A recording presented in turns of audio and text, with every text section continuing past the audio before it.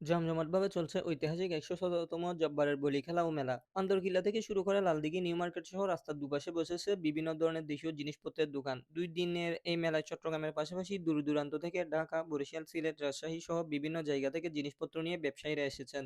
মানুষ এই মেলার জন্য অপেক্ষা করে কবে জব্বারের বলী খেলা শুরু হবে, মেলায় যাব, কেনাকাটা করব।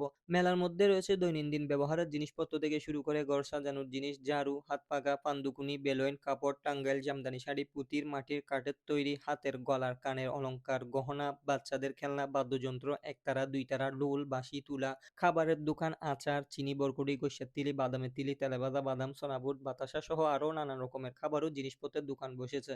ভিডিওতে দেখতেই পাচ্ছেন কি পরিমাণ মানুষ, এত জ্যাম আর ভিড়ের মধ্যে মানুষ কেনাকাটা করতেছে। মেলার মধ্যে মানুষের কেনাকাটা দেখতেও আলাদা একটা আনন্দ। কেনাকাটার মধ্যে সবথেকে বেশি মনে হয় ঝাড়ুই কিনতেছে।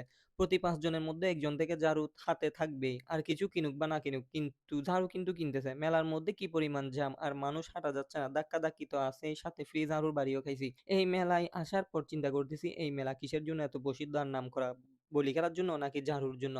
যাই হোক, ২৪ আর ২৫ তারিখ মেলা চলবে। বলি খেলা হবে ২৫ তারিখ দুপুর ৩টা থেকে, এমনটা বলা হইছে। মেলায় ঘুরতে গরম লাগতেছিল। মনে হচ্ছে নিঃশ্বাস নেওয়ার জায়গা নেই। সেজন্য একটা হাত পাখা নিলাম আর বাসার জন্য চানা বুট আর নারিকেলের চিড়া। তো আপনারা যারা এখন পর্যন্ত মেলায় আসেননি, আপনারা চাইলে ঐতিহাসিক মেলা ঘুরে আসতে পারেন। আর ভিডিও দেখে আশা করি বুঝতেই পেরেছেন মেলার অবস্থা কেমন। সবাই ভালো থাকবেন, সুস্থ থাকবেন। আল্লাহ হাফেজ।